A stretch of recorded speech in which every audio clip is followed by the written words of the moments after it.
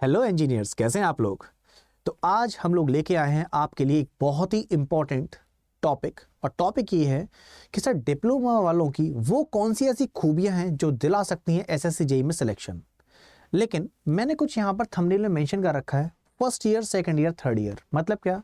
मतलब यहाँ पर आज हम वो चीज़ें डिस्कस करेंगे जिससे लास्ट मोमेंट पे जाकर कि अब मैं क्या पढूं, अब मुझे क्या पढ़ना चाहिए, क्या मेरे पास टाइम कम तो नहीं है, इन सभी चीज़ों की टेंशन ही ना हो और हमें कुछ बहुत ज़्यादा एफर्ट्स भी ना मारने पड़े। तो कैसे हमारी स्टेप बाय स्टेप तैयारी हो सकती है, तो चलिए आज हम इसी के बारे में समझेंगे। और बहुत ज़्यादा समय ना लेते हुए मात्र 5 से 7 मिनट के अंदर हम लोग समझने वाले हैं कि हमारी वो ऐसी कौन सी खूबियां हैं जो दिला सकती हैं एसएससी जेईई में सिलेक्शन, जहां पे हम लोग फर्स्ट ईयर, सेकंड ईयर और थर्ड ईयर की बात करेंगे। तो चलिए शुरुआत करते हैं। तो जैसे ही हमारे दिमाग में सर पॉइंट आया क्या मुझे चाहिए एसएससी जेईई में सिलेक्शन, तो मैं ये सोचता हूं कि सर मुझे ऐसा क्या करूं या फिर मैं क्या पढूं, क्या छोड़ दूं जिससे मेरा सिलेक्शन हो जाए। तो ये जो आपकी टेंशन है ना, उसका अपने पास है सॉल्यूशन।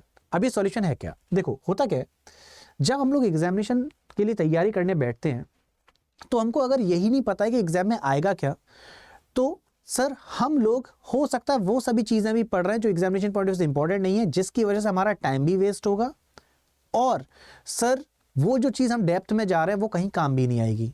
राइट? तो हमें करना क्या है, हमको पहले एक ऐसा प्लान तैयार करना है जिससे एग्जाम में ये ना लगे अरे भाई साहब ये क्या आ गया पेपर में। तो ऐसा अगर आपको चाहिए कि ऐसा कुछ ना लगे और मेरे एफर्ट्स भी उतने ज्यादा ना जाएं जितने ज्यादा बाकी लोग बेमतलब में लगा दे रहे हैं, तो मुझे क्या चाहिए, मुझे अपना एक टारगेट सेट करना है, मुझे अपना एक प्लान बनाना है। लेकिन प्लान तो तब बनेगा ना जब मुझे पता रहेगा कि एग्जामिनेशन का पैटर्न क्या है, कट ऑफ कितनी तक चली जाती है, एग्जैक्टली सर किस लेवल तक की मुझे तैयारी करनी है। तो अब इस प्लान को मैं यहाँ पर अभी डिस्कस करने वाला हूँ। तो चलिए अब आते हैं प्लानिंग वाले पार्ट पर। तो सर देखो, अपना टारगेट क्या है, एसएससी जेईई। तो इस टारगेट को अचीव करने के लिए हमारे पास कुछ स्टेप बाय स्टेप सॉल्यूशन होना चाहिए। तो सबसे पहले मैं यहां पर बोलूंगा कि हमें पहले पता होना चाहिए एसएससी जेईई के एग्जामिनेशन के बारे में, है ना। तो जैसे कि अभी हमारा 2023 का एग्जाम हुआ, अब हम जब 2024 का पेपर दे रहे होंगे तो सर यहां पर बिल्कुल 2023 की तरह ही क्या होगा, सबसे पहले आपका पैटर्न 1 जहां पे आप सीबीटी 1 दे रहे होंगे, है ना। अब सीबीटी 1 जब आप पेपर दे रहे हैं तो सीबीटी 1 में हमको पता रहे कि एग्जैक्टली है क्या क्या। तो सीबीटी 1 में एक्चुअली आपके 3 सेक्शंस आएंगे मेन। अब कौन कौन से? एक तो जनरल नॉलेज, दूसरा जनरल अवेयरनेस और तीसरा आपका हो गया जनरल इंजीनियरिंग। अब यहाँ पे सर आप सिविल वाले हैं तो सर जनरल इंजीनियरिंग किसकी? सिविल की। इलेक्ट्रिकल और मैकेनिकल वाले मैकेनिकल के लिए, राइट, जिसमें केवल और केवल आपके ऑब्जेक्टिव क्वेश्चंस होंगे। तो ये जो पेपर होता है आपका पेपर 1, ये आपका क्या हो गया सर, ये आपका पेपर हो गया 2 घंटे का, जहां पे आप सर अब कहेंगे कि सर मुझे ये बताइए 2 घंटे का पेपर है तो 2 घंटे में कौन कौन से सब्जेक्ट्स हैं। ये तो आपने मोटा मोटा आइडिया दे दिया, अब मैं आपको थोड़ा सा डिटेल में बताता हूँ। तो जब आपका पेपर होगा तो सर यहाँ पर देख रहे हैं ये जनरल इंटेलिजेंस एंड रीजनिंग और जनरल अवेयरनेस, ये सर आपके 50 क्वेश्चंस रीजनिंग वाले पार्ट से, 50 क्वेश्चन जनरल अवेयरनेस वाले पार्ट से। तो यहाँ पर टोटल हो गए 50 क्वेश्चंस और 50 क्वेश्चन आपके रीजनिंग के, 50 क्वेश्चन जीए के, टोटल हो गए 100 क्वेश्चंस। यानी कि नॉन टेक वाले पार्ट से अगर हम देखें तो नॉन टेक वाला पोर्शन आपका हो गया 100 नंबर का। और सर यहां पर इसके लिए आपको टाइम कितना मिल रहा है, तो यहां पे हम ना एग्जैक्टली हाफ कर देंगे, 1 घंटा इसके लिए। अब दूसरे आ जाओ जनरल इंजीनियरिंग वाले पार्ट पर। तो इंजीनियरिंग में सर यहां पे देखो सिविल, इलेक्ट्रिकल या मैकेनिकल, सर इनके लिए भी अब आपके पास कितने? 100 नंबर। तो 100 आपके हो गए नॉन टैक्स से, 100 हो गए आपके टैक्स से। टोटल टाइम ड्यूरेशन आपका हो गया 2 घंटे का। सॉर्टेड। तो यहां पे सर ओवरऑल अगर हम लोग देखें तो यहां पे 200 क्वेश्चंस, 200 मार्क्स, सिंपल। अब टाइम मैनेज आपको अपने हिसाब से करना है, क्योंकि कई बार क्या होता है हम जब पेपर दे के आते हैं तो लगता है कि सर मैंने तो ये जनरल अवेयरनेस वाला पार्ट टच ही नहीं कर पाया।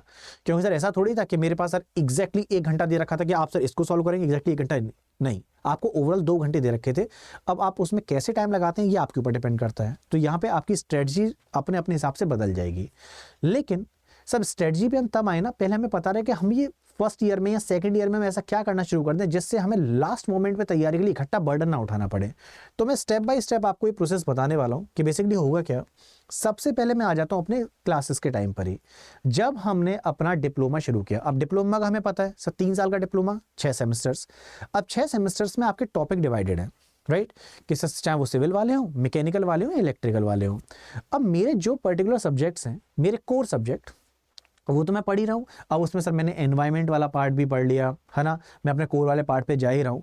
लेकिन सर अब एक इंपॉर्टेंट चीज़ ये दिमाग में बैठती है कि सर आपने ये बोला कि 100 ही क्वेश्चंस वो होंगे जो कि हमारी इंडिविजुअल ब्रांच के क्वेश्चंस हैं। 100 क्वेश्चन तो आपके नॉन टेक वाले भी हो गए। अब जो 100 क्वेश्चंस आपके नॉन टेक वाले थे, इसमें सर जनरल इंटेलिजेंस और रीजनिंग की बात की गई, साथ में यहाँ पे जनरल अवेयरनेस की बात की गई। तो अब इसकी तैयारी मैं कैसे करूँ? तो देखो मैं क्या करूँगा, जो डिप्लोमा फर्स्ट ईयर में हैं उनके लिए ये काम सबसे आसान हो जाता है कि आपको करना क्या है, आपको अब आदत डालनी है डेली करंट अफेयर्स की। आप कहेंगे करंट अफेयर्स कैसे? डेली बेसिस की न्यूज़ हमको पता रहनी चाहिए कि सर अभी क्या क्या हो रहा है। अब इसका मतलब ये नहीं कि वहाँ पे कुछ बेमतलब की चीज़ें जो सराउंडिंग में हो रही हैं उसकी न्यूज़ पढ़ रहे हैं, नहीं, जो ज़रूरी चीज़ें हैं वो हम लोग पढ़ेंगे। अब आप कहेंगे सर ज़रूरी हमें कैसे पता लगेगा? द बेस्ट पार्ट इज़ आप करंट अफेयर्स का सेशन ले सकते हैं जो कि अपने यूट्यूब पर होता है ना।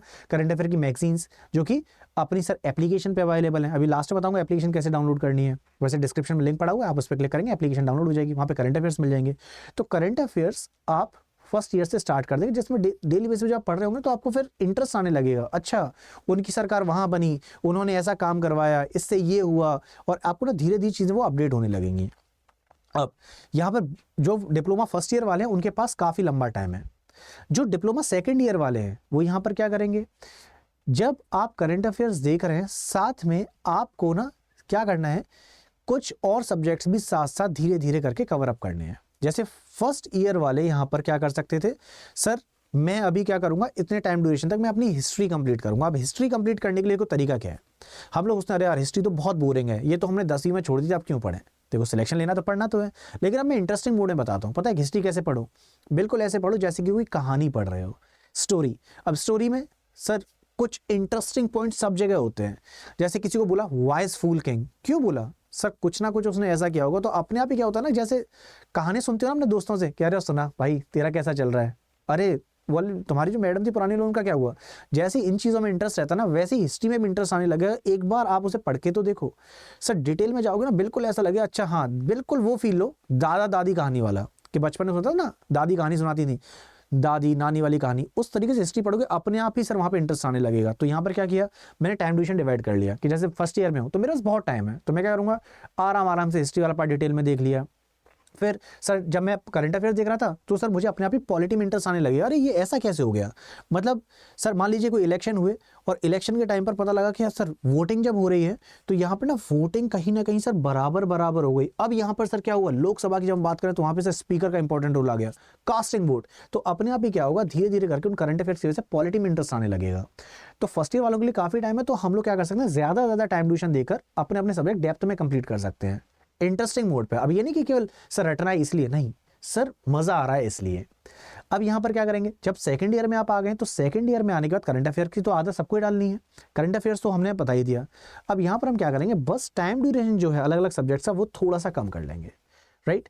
सो अब आप कहेंगे सर टाइम ड्यूरेशन कम करने का मतलब क्या, कम टाइम में आप ज़्यादा पढ़ेंगे। अब ज़्यादा का मतलब ये भी नहीं कि बहुत ज़्यादा पढ़ना है सर, इतना कि हाँ सर डेली बेसिस मुझे कुछ सीखने को मिल रहा है। जैसे मैं बायो की बात कर लूँ, बायो हमने बहुत टाइम से नहीं पढ़ी, राइट, लास्ट टाइम हमने 10th में पढ़ के छोड़ दी थी।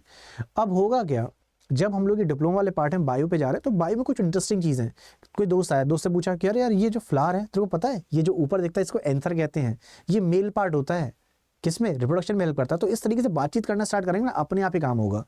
फिर आ जाओ सर थर्ड ईयर वालों पे, थर्ड ईयर पे आप सर टाइम थोड़ा सा और यहाँ पे कम हो गया, तो हम क्या करेंगे, ज़्यादा सब्जेक्ट्स को कम टाइम में कवर अप करेंगे। अब आप कहोगे सर क्या इससे काम हो जाएगा? बिल्कुल होगा, बहुत सारे लोगों का होता है। तो हमको क्या करना है, इंटरेस्ट बना के रखना है, और जहां पर भी आपको लगे सर ये तो बहुत टिपिकल हो रहा है तो वहां पे अपनी ट्रिक्स बन सकती हैं। मैं एग्जांपल लेता हूं, जैसे आपसे बोला किसी ने, बताओ स्टेनलेस स्टील के कंपोनेंट्स कौन कौन से। स्टेनलेस स्टील क्या है सर, स्टील वही जिससे ग्लास और बर्तन बने हुए हैं, अपनी प्लेट बनी हुई है, उसमें जंग नहीं लगती, जानते हो ना खास बात।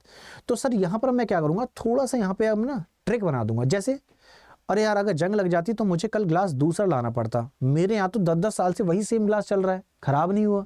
इसका मतलब मुझे कोई फिक्र ही नहीं है कि दोबारा से नया ग्लास खरीदना पड़ेगा। क्या, मेनू फिक्र नहीं है कोई, तो मैंने क्या याद कर लिया, मेनू फिक्र नहीं है कोई। तो मेनू से एमएन मैग्नीज, फी से आयरन, कर से क्रोमियम, नी से निकल, कोई कार्बन, तो कार्बन क्या करता है, हार्डनेस देता है। तो मेन्यू फिगर नहीं है कोई, तो मैग्नीज, आयरन, क्रोमियम, निकल, ये सब किस में आ रहा है, ये सब सर आ जाते हैं स्टेनलेस स्टील में। तो ये तरीका हो जाएगा आपका पढ़ने का।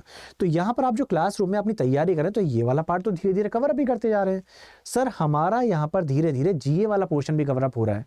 अब रही बात रीजनिंग की, तो रीजनिंग के लिए तो सर हमको पता है हमारा कॉलेज जब सर प्राइवेट जॉब्स दिलवाता है, जब सब प्लेसमेंट्स होते हैं, तो उस टाइम पे हमको सर एफटी की तैयारी करनी होती है, एप्टीट्यूड वाले पार्ट की। तो वहाँ पे आपका रीजनिंग वैसे भी होता जा रहा है। तो धीरे धीरे करके हमारी रीजनिंग की प्रैक्टिस हो गई। आप देख रहे हो, सो थर्ड ईयर वाले तो वैसे भी सर वहाँ पे कॉलेज में अपने आप प्रैक्टिस कर रहे होते हैं कि कॉलेज में प्लेसमेंट्स हो रहे होंगे, तो ये तैयारी वहाँ पे चल रही है। जनरल अवेयरनेस का मैंने बता दिया, अपने आप इंटरेस्ट आ जाएगा, कहानी के रूप में चीज़ें पढ़ो, ये हम सब देख ही रहे हैं। और रही बात करंट अफेयर्स की, तो हमें लास्ट में टेंशन होती है, अरे भाई साहब पूरे साल करंट अफेयर कैसे देखूं। टेंशन ही नहीं है, जब डेली बेसिस पे न्यूज़ देख रहा हूं तो मुझे क्या टेंशन, भाई मुझे तो सब कुछ पता है क्या क्या हो रहा है संसार में। तो यहाँ से मेरा धीरे धीरे करके, चाहे मैं फर्स्ट ईयर में हूँ, सेकेंड ईयर में हूँ या थर्ड ईयर में हूँ, तीनों के बता दिया, तो आपने अच्छी से तैयारी कर लेंगे। अब सर होगा क्या, जब मैं ये चीज़ें पढ़ रहा हूँ तो मुझे क्या करना है, जैसे मान लो मैंने 1857 क्रांति के बारे में पढ़ा, आज पढ़ा, तो मुझे देखना मेरी तैयारी कितनी हो गई। तो मैं क्या करूँगा, उससे संबंधित मैं टेस्ट दे दूंगा। अब जब मैं टेस्ट दे रहा हूँ तो मुझे पता लगेगा कि क्या चीज़ मेरी स्ट्रांग है, क्या वीक है। तो यहाँ से मेरा टॉपिक वाइज प्रिपरेशन हो जाएगी, धीरे धीरे करके सब कुछ प्रिपेयर होता जा रहा है। अब मैं तैयार हो चुका हूँ सर एक तरह से सभी सब्जेक्ट्स के लिए। अब मैं कैसे देखूँ कि मेरा सर उस लेवल की तैयारी है भी कि नहीं, तो मैं यहाँ पर दूंगा मॉक टेस्ट। मॉक टेस्ट में सर आपके सारे सब्जेक्ट्स होंगे, बिल्कुल ऐसा लगेगा जैसे मेन एग्जाम है, और मैं सर ऑनलाइन एग्जाम दूंगा। मुझे ये लैपटॉप पर या सिस्टम पे ही एग्जाम देना, बिल्कुल ये सोच के से लाइव एग्जामिनेशन है, ठीक है। सो तैयारी वाला पार्ट हो गया, टॉपिक वाइज टेस्ट दे दिया, मॉक टेस्ट दे दिया। अब इसकी बात कर लेते हैं, तो सर ये हो गई हमारी तैयारी वाला पार्ट, है ना। तो फर्स्ट ईयर वालों के लिए हमारे पास टाइम गैप ज़्यादा है, सेकंड ईयर वालों में टाइम गैप थोड़ा सा कम है, थर्ड ईयर के लिए और कम है। तो यहाँ पे सर हम उसी हिसाब से टाइम ड्यूरेशन ज़्यादा से कम करते जाएंगे, ठीक। सर किस लेवल की पढ़ाई करनी है उसके लिए हम लोगों ने सर अभी देखा। इसके अलावा आप नोटिफिकेशन से सर क्या करेंगे, सिलेबस को भी चेक करेंगे, सिलेबस में सर क्या क्या है, और प्रीवियस ईयर के क्वेश्चंस भी देखेंगे।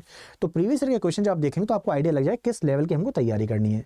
जब तैयारी कर रहे होगे, डेली बेस आप टेस्ट होगे, तो और आइडिया लग जाएगा कि सर मैं उस लेवल पर तैयारी कर भी रहा हूँ कि नहीं। तो मेरे सर टॉपिक वाइज समझ में आएगा, वीक पॉइंट क्या है, स्ट्रॉन्ग पॉइंट क्या है।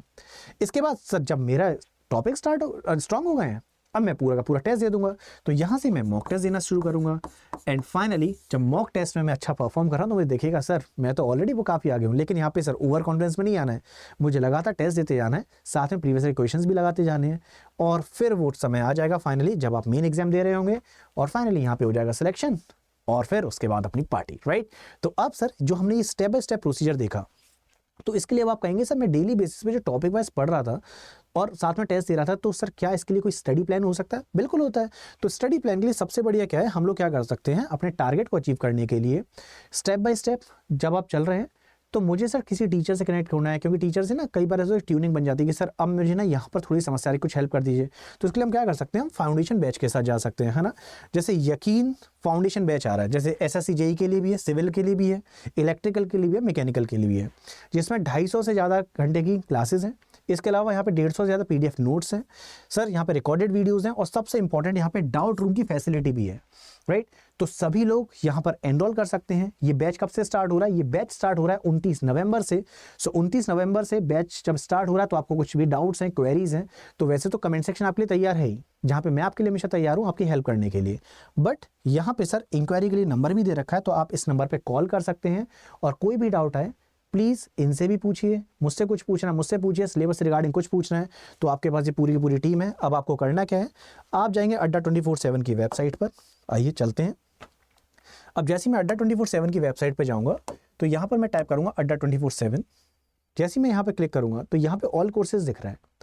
ऑल कोर्सेज में जैसे मैं टैप करता हूँ, तो जैसे मैंने यहाँ पे टैप किया तो यहाँ पर आ गए AE JEE एग्जाम। अब AE JEE एग्जाम में सर कौन सा, मैं सिविल से हूँ तो सिविल, मैकेनिकल से हूँ मैकेनिकल, इलेक्ट्रिकल से इलेक्ट्रिकल। अगर मान लीजिए मैं सिविल से हूँ तो सिविल में क्या करूँगा सर, मैं जाऊँगा SSC JEE। अब SSC JEE में आपको यहाँ पर दो चीज़ें दिख रही हैं। अब देखो इन दोनों में डिफरेंस ही बता दूं सर, ये है सिविल इंजीनियरिंग का महापैक। महापैक का मतलब ये होता है कि सर अभी SSC JEE की मैं तैयारी कर रहा हूँ, साथ में एकदम से रेलवे का नोटिफिकेशन आ गया, जैसे कि इलेक्शन पास में तुमको पूरा चांसेस हैं कि इस बार RRB JEE का नोटिफिकेशन आना चाहिए। अब RRB JEE का नोटिफिकेशन आ गया तो मुझे अलग से बैच नहीं परचेज करना हो, मुझे सर सेम प्राइस में एक टाइम ड्यूरेशन तक, जैसे कि मैंने यहाँ पे इंजीनियरिंग हाँ सेलेक्ट किया, तो यहाँ पे सर दो आपकी वैलिडिटी है, 6 महीने वाली वैलिडिटी ले सकते हो, 12 महीने वाली भी। तो 12 महीने के अंदर या 6 महीने के अंदर जो भी आपने सिलेक्ट किया है उसमें कोई भी आपका बैच आता है तो आपको अलग से पैसा नहीं देना है, सेम बैच में आप वहाँ पे जा सकते हैं। ठीक है, आपको करना क्या होगा, जैसे आपको मान लो कि महापैक लेना है तो हम लोग जाएंगे बाय नाउ पर, और बाय नाउ पे क्लिक करते ही आपके पास पहले से यहाँ पे NOV 75 का 75% का डिस्काउंट लगा है। तो ये पूरा अमाउंट तो किसी को नहीं देना है, 75% का डिस्काउंट के बाद ये शो कर रहा है 3400 समथिंग। पर अगर आप चाहते हैं कि इससे भी ज़्यादा डिस्काउंट मिले, हर कोई चाहता है, तो मैक्सिमम डिस्काउंट के लिए मैं कोड यूज़ करूँगा Y723। जैसे ही मैंने कोड लगाया Y723 मुझे मिल जाएगा maximum discount. And yes, maximum discount मिलते ही I can go with the batch, जहाँ पे मैं स्टेप बाय स्टेप अपनी तैयारी कर सकता हूँ। राइट, तो मिलते हैं फिर आपसे क्लासेस में। कोई भी डाउट हो तो कमेंट सेक्शन आपके लिए तैयार है। एंड यस, चाहे वो यकीन बैच हो चाहे वो महापैक हो, Y723 लगाएंगे तो आपको मिलेगा मैक्सिमम डिस्काउंट। और आप चाहते हैं इससे भी ज़्यादा डिस्काउंट मिले तो आप एप्लीकेशन के थ्रू बैच परचेज कर सकते हैं, जो कि आपके डिस्क्रिप्शन में लिंक भी है। Okay then, bye bye everyone, take care, जय हिंद and yes, love you all.